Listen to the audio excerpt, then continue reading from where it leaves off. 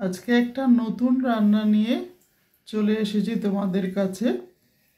তো এটা একটা চাইনিজ রান্না, যেটা হচ্ছে চিলি পনির। আমরা চিলি পনির, চিলি চিকেন, চিলি ফিশ এগুলো সবাই খেতে ভালোবাসি। তোমরা কে কে খেতে ভালোবাসো সেটা অবশ্যই আমাকে জানিও। আমি এবার চলে যাচ্ছি কী কী দিয়ে আমি এই চিলি পনিরটা বানালাম। এর জন্য আমি কেটে নিয়েছি এখানে ক্যাপসিকাম, বড় করে কাটা পেঁয়াজ, কাঁচা লঙ্কা আর রসুন একটু বড় করে কাটা আর কিছুটা থেতো করে নেওয়া, মানে ঘষে নেওয়া আর কি। তো এবার পনিরটা আমি 200 গ্রাম নিয়েছি। পনিরটাকে যথারীতি আমি ভালো করে ধুয়ে নিয়েছি, কারণ আমি আগের ব্লগেই বলেছিলাম যে আমি পনির সবসময় ধুয়ে নিই, এবং তোমরাও ধুয়ে নেবে। যে কোনো পনিরই হোক, পনির ধুয়ে নিয়ে ব্যবহার করতে হবে। তো এরকম স্লাইস করে কেটে নিয়ে আবার মধ্যিখান থেকে আর একটা ভাগ করে কেটে নিয়েছি। খুব ছোট আমি কোনো সময় করি না। তো পনিরগুলোকে নিয়ে নিয়েছি একটা স্টিলের প্লেটে। এর মধ্যে দিয়ে দিলাম 1 চামচ গোলমরিচের গুঁড়ো আর 1 চামচ আদা রসুন পেস্ট। এখানে আমি নুনটা আগে থাকতে দেব না, শুধু গোলমরিচের গুঁড়ো আর আদা রসুন পেস্টটা মাখিয়ে রেখে দেবো, যাতে পনিরটাতে এই দুটো জিনিস খুব ভালো করে লেগে যায়। তো দেখতেই পাচ্ছ ভালো করে মাখিয়ে নিয়েছি, তবে খুব হালকা হাতে মাখাতে হবে যাতে পনিরটা ভেঙে না যায়। তো এবার নিয়ে নেব এই বাটিতে 1.5 চামচ মতো ময়দা আর 1.5 চামচ মতো 1 চামচ মতো কর্নফ্লাওয়ার নিয়ে নিলাম। ময়দা আর 1 চামচ নেব কর্নফ্লাওয়ার। এই দুটোকে নিয়ে খুব ভালো করে মিশিয়ে নেব। মিশিয়ে রেখে দিচ্ছি সরিয়ে। মেশানো হয়ে গেছে আমার। এবার আমি এই বাটিটাতে নিয়ে নেব ঝাল লঙ্কার গুঁড়ো 1 চামচের একটু বেশি, আর এটাকে জল দিয়ে গুলে নেব। খুব পাতলাও হবে না, আবার খুব ঘনও হবে না, মোটামুটি গুলে নেবার জন্য যতটা জল লাগবে সেরকমভাবে গুলে নেব এটাকে। পনিরটা তো আমার আদা রসুন পেস্ট আর গোলমরিচ মাখানো রাখাই আছে। তো এইটা এবার দিয়ে দেবো পনিরের মধ্যে। তার আগে আরেকটা জিনিস পনিরে দেব, সেটা হচ্ছে সয়া সস। 1 চামচ মতো কি 1 চামচের কম একটু সয়া সস দিয়ে দিলাম। দিয়ে দেবো এবার এই লঙ্কা গুঁড়োর পেস্টটা। খুব ভালো করে হালকা হাতে এটাকে পনিরের সঙ্গে মেখে নেব। এই দুটো জিনিস দিয়ে ওই ময়দা আর কর্নফ্লাওয়ারটা পুরোটা এর মধ্যে দিয়ে পনিরের মধ্যে দিয়ে ভালো করে মাখিয়ে রাখবো।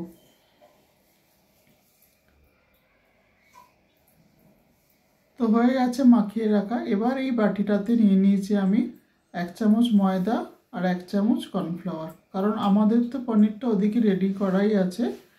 যখন আমরা ভাজবো তখন এই ময়দার মধ্যে ওটাকে গড়িয়ে নেব। তো আমি নিয়ে নিয়েছি প্যানেতে একটু বেশি পরিমাণ তেল, কারণ পনিরগুলো ভাজতে হবে। তো দেখতেই পাচ্ছ যেটা আমি রেডি করেছিলাম সেটাকে আমি ময়দার মধ্যে, ময়দা কর্নফ্লাওয়ারের মিশ্রণ যেটা করলাম পাউডারটা, সেটার মধ্যে গড়িয়ে নিয়ে ভেজে নিচ্ছি। একটা দিক হয়ে গেলে আবার আর একটা দিক উল্টে নেব। খুব ক্রিস্পি হয়ে যায় এই ভাজাটাতে। দেখতেই পাচ্ছ তোমাদের ক্রিস্পিও লাগছে দেখে মনে হচ্ছে, তাই না? আমি এখানে উডেন স্প্যাচুলা নিয়ে নিই, কারণ স্টিলের এটা দিয়ে করতে খুব সুবিধা হয় উল্টাতে এই পনিরগুলো, কারণ খুব হালকা হাতে করতে হয় বলে। তো আমি কড়াতে এখানে তেল নিয়ে নিয়েছি। দিয়ে দেবো প্রথমে রসুনগুলো। তো যেটা আমার থেতো করা ছিল আর যেটা কুচনো ছিল সব রসুনটা দিয়ে খুব ভালো করে নেড়ে নেবো। রসুনটা একটু লাল করে ভেজে নেব, তারপরে বাকি জিনিসগুলো দেব। তো দেখতেই পাচ্ছ রসুনগুলো ভাজা হয়ে এসছে প্রায়। তো কিছুটা লাল তো হয়েই গেছে, পুরোপুরি লাল হয়ে গেছে। এবার দিয়ে দেবো বড় করে কেটে রাখা পেঁয়াজগুলো। এই সময় আমি গ্যাসটাকে প্রথমে বাড়িয়ে পেঁয়াজগুলো নেড়ে নেবো, কিন্তু তারপরে গ্যাসটাকে অবশ্যই কমিয়ে দেবো, যাতে পেঁয়াজগুলো পুড়ে না যায় এবং ভালো করে নরম হয়ে হয়ে যায়। তো সেই জন্য সেরকমভাবেই আমি পেঁয়াজটাকে নাড়ব। আর দিয়ে দিলাম কাঁচা লঙ্কা কুচনোগুলো, পুরোটা একসঙ্গে নেড়ে নেবো খুব ভালো করে। প্রথম থেকেই তোমরা আমার সঙ্গে থেকো এবং পুরো ভিডিওটা দেখো, এবং কারা কারা এরকমভাবে বানাও আমাকে অবশ্যই জানিও, তাহলে আমিও খুশি হব। আর যারা যারা আমাকে কমেন্ট করে জানাও, আমি ভীষণ ভালো লাগে এগুলো পড়তে, আর আমি প্রচুর ভালোবাসা পাঠালাম তোমাদের জন্য। তো দিয়ে দেবো অল্প নুন পেঁয়াজগুলোকে নরম করার জন্য। এটা আমি সবসময় বলে থাকি যে পেঁয়াজগুলো নরম করার জন্য একটু নুন দিলে সবসময় সুবিধা হয়। তো পেঁয়াজটা প্রায় ভাজা ভাজা হয়ে এসছে, আর একটু আমি ভেজে নেব। কিন্তু যারা একটু ক্রাঞ্চি রাখতে চাও বা শক্ত রাখতে চাও তারা আগেই এটাকে ক্যাপসিকামগুলো দিয়ে দেবে। তো ক্যাপসিকামগুলো দিয়েও ভালো করে এর সঙ্গে মিশিয়ে নেব। অনেকেও ক্যাপসিকামগুলো একটু শক্ত নয়, একটু মিডিয়াম পছন্দ করো, কিন্তু আমি অতটা পছন্দ করি না, আমি একটু নরম পছন্দ করি। সেই জন্য আমি খুব ভালো করে নাড়ার পর একটু ঢাকা দিয়ে রাখবো, তোমরা দেখতেই পাবে আগে। তো দিয়ে দিলাম 1 চামচ গ্রেট করা আদা, কারণ এটা ভীষণ জরুরি এই চাইনিজ রান্নার ক্ষেত্রে, চিলি পনির বলো চিলি চিকেন বলো সব ক্ষেত্রেই। তো দিয়ে দিলাম 1 চামচ আদা রসুনের পেস্ট। তো এটা পুরোটা দিয়েই ভালো করে নেড়ে নেব। দেখতেই পাচ্ছ তোমরা অনেকটা ভাজা ভাজা হয়েই গেছে। এবার দিয়ে দেবো অল্প করে জল, কারণ বাকি মশলাগুলো দেওয়ার জন্য, সেই জন্য অল্প একটু জল দিয়ে দিলাম। তো জলটা দিয়ে আমি গ্যাসটাকে বাড়িয়েই রেখেছি। তো মশলাটা দেব এবার। দিয়ে দিলাম অল্প নুন, নুন পরে লাগলে অবশ্যই দেব। দিয়ে দিলাম ঝাল লঙ্কার গুঁড়ো, আর দিয়ে দিলাম কাশ্মীরি লঙ্কার গুঁড়ো। এখানে মশলার তো খুব একটা ব্যাপার নেই, যেটুকু লাগে সেইটুকু আর কি। তবে নুনটা খুব কেয়ারফুলি দিতে হবে, বিকজ সয়া সস ব্যবহার করা হবে বলে, কারণ সয়া সসে তো একটু নুন থাকে, সেই জন্য যাতে নুনটা বেশি না হয় সেই জন্য দেখে দিতে হবে আর কি। এবার দিয়ে দেব 1 চামচ গোলমরিচের গুঁড়ো। গোলমরিচের গুঁড়োটাও ভীষণ দরকারি, সেটাও দিয়ে দিলাম। দিয়ে খুব ভালো করে নেড়ে নিতে হবে আবার। দেখো এতটুকু পর্যন্ত আমাদের প্রায় রেডি হয়েই গেছে।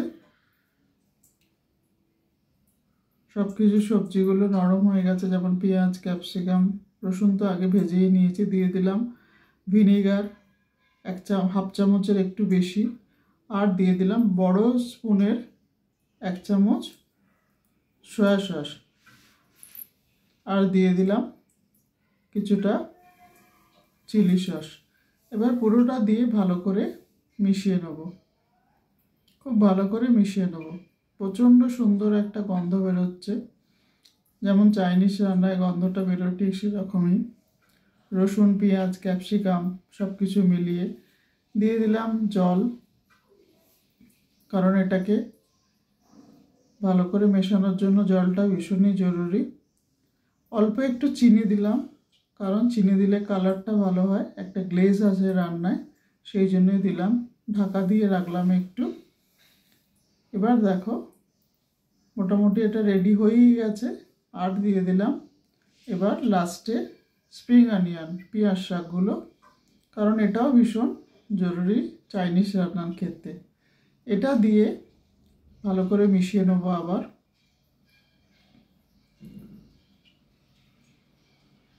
তোমরা যদি না চাও এটা ব্যবহার করতে, দেবে না, এটা কোনো অসুবিধে নেই, কিন্তু এটা দিলে একটু ভালো লাগে সেই জন্যই আমি দিলাম।